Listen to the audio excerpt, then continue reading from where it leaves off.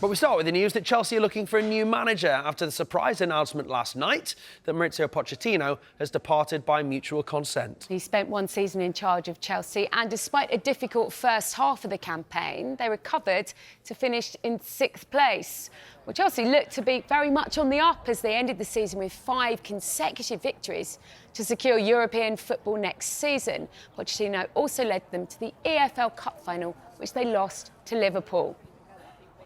So let's begin with exactly what happened then yesterday. Well, Pochettino met with sporting directors Paul Winstanley and Lawrence Stewart at the club's training ground. There they discussed the season, the summer coming up and next season as well. Well, both sides concluded they were on slightly different paths but didn't want to make a knee-jerk decision. Yeah, all parties slept on those discussions but woke up on Tuesday and felt it was best if Pochettino left the club.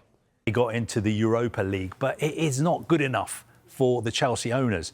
They watch Champions League games. They look to the Champions League semi-finals. They look at the players that they have invested money in the squad. And they say that is simply not good enough. The minimum expectation is for us to be in the top 4. And ultimately, Mauricio Pochettino didn't deliver that. Well, as you can imagine, there's been a lot of reaction, including current Premier League managers and our very own Paul Merson. Yeah, Gary O'Neill came up against Pochettino with Wolves and actually beat them twice in the league. We caught up with him as well last night at the LMA Awards. Here's his reaction. Really surprised. I thought, especially the way they finished the season, I thought they looked like a good side.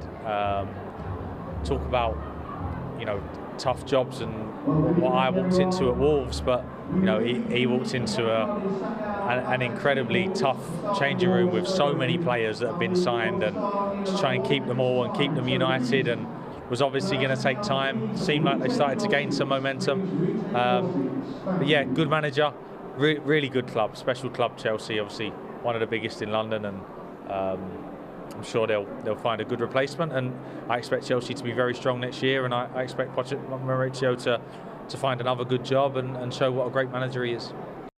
I'm shocked. I mean, they've obviously finished the season really strongly. Mauricio's an amazing manager, and I was just shocked when I heard the news. But I suppose in football now nothing surprises me too much anyway. I've got to be honest, and especially at this level of football.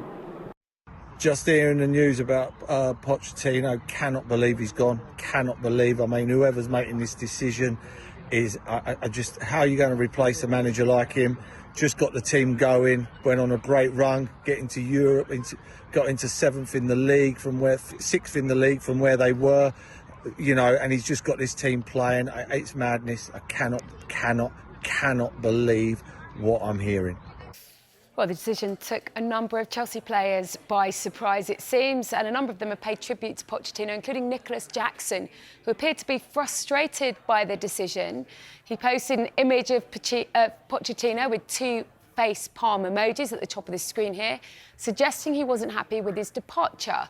Jackson followed that up with, "Love you, coach. Wish we could stay together more, but may God continue to bless you and your family. Thanks for the advice and support. You're a true lion and fighter. Wish you all the best." Mark Cucurella posted 3 shocked emojis along with the words, "Thanks for everything, mister. Good luck in the future." And also Cole Palmer paid tribute saying, "Gaffer, thank you for everything you have done for me and making my dreams come true. All the best." Imagine a world without emojis. I'm just thinking, there's such a big part of the way people communicate now, aren't they? Yeah. And talking of which, I've got an excited emoji because we're crossing live to Gary Cotterill, who's at Stamford Bridge for us with all the very latest. Gary, any new managers turned up or left in the last few minutes? Well, that revolving door is swinging, isn't it? It's about to swing even more. It wasn't supposed to be like this, was it? Looking now, the newish Chelsea ownership group for their 4th manager stroke head coach in 2 years. It's 5, isn't it, if you take into account Frank Lampard for a couple of months at the end of last season. And they went with Mauricio Pochettino when actually I think the model that they want here is a bit more of a yes man.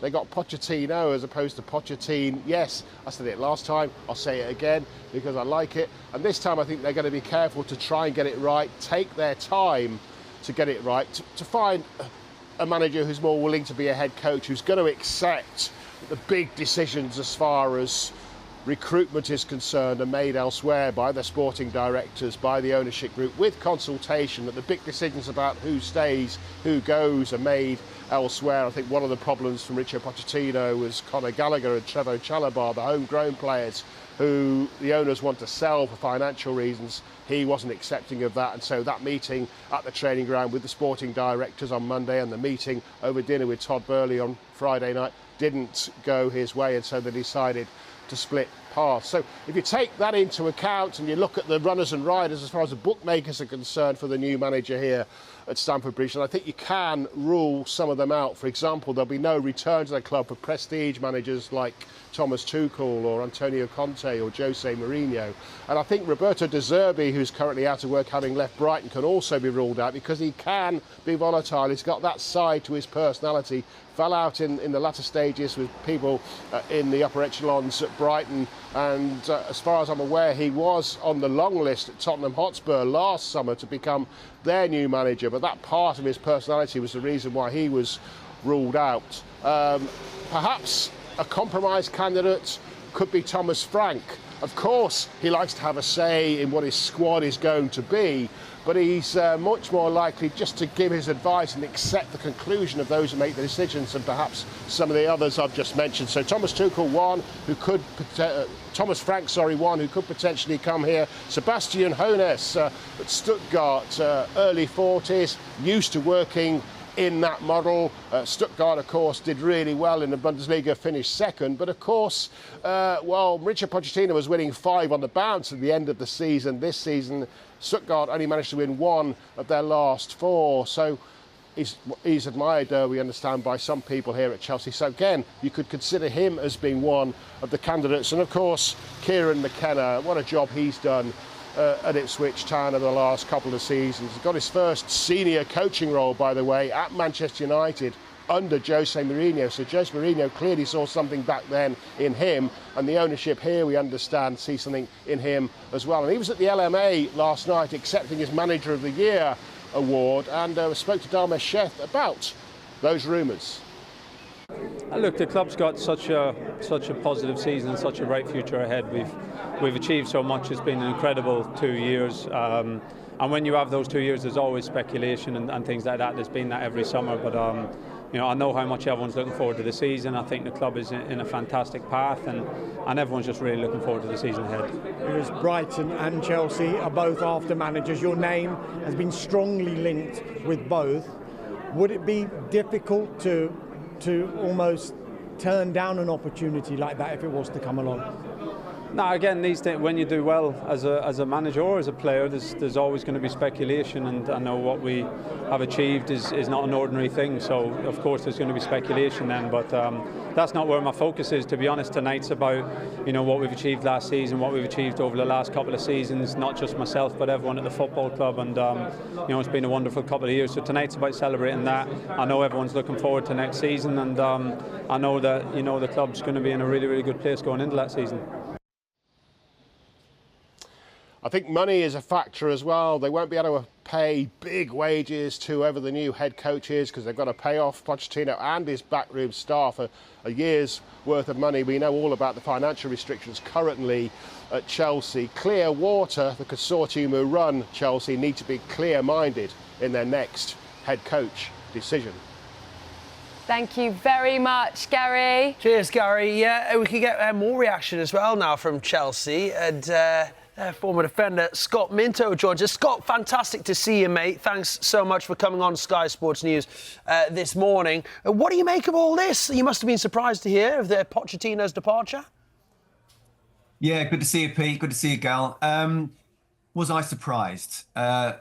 Yes, but also just in the last couple of weeks, the way that Pochettino was talking, you can clearly see there'd been no dialogue, and he wasn't happy with the owners. And, I go back to the start of this season. You can even go back to when the owners took over, and You've had for 19 years a club and a mentality where it's all about the here and now. It's nothing about the future. It's all about ready-made world-class players with a ready-made world-class manager. And if they fall out the top four, he goes and another one comes in. Two, nothing about the here and now and all about the future. Now, if that's right, what I'm hearing, that they expected top four this season after what happened last season, the ending where they finished, then I really do worry for Chelsea Football Club in the future, because I think then you've got people in charge who don't really know what English football is all about. Pochettino said at the start of the season, I feel like I'm starting on zero. I think it was more like -10. The start of the season was always going to be difficult. And since about December onwards, they have been the fourth best team in the Premier League. And I think that's massive credit to Pochettino, and especially with the finish as well. I'm sort of talking to a lot of people and Chelsea fans and the media and saying, I genuinely think that Chelsea under Pochettino now can go for top four next season. As it stands, Pete, I've got literally no idea what's going to happen. And it feels like it's another 2, 3, 4 steps back. Doesn't it? Because it's been so difficult for him. He had players arriving from all over the world for big money. Some were even injured. And he's managed to sort of create an environment and a culture there. And we saw the benefits at the end. And for whoever takes over, do you feel that they're almost, as you say, back to square one again? Yes. And, I think Gary spoke very well, actually, the type of manager it looks like they want. They won't want a Tuchel. They won't want a Conte. They won't want a Mourinho. They won't want a De Zerbi. They want someone who, they feel that they would just be happy being Chelsea head coach and being told what to do. This is what's happening now. Go out on the training pitch and deal with it. And, I'm not quite as down with the kids as some of these players nowadays, but you can tell with these emojis, that one emoji speaks 1,000 words, doesn't it, about how shocked the players were. And now the players themselves have got to pick themselves up and go again. And people turn around and say, look, they're getting highly paid. They've got to deal with it. And that's absolutely right.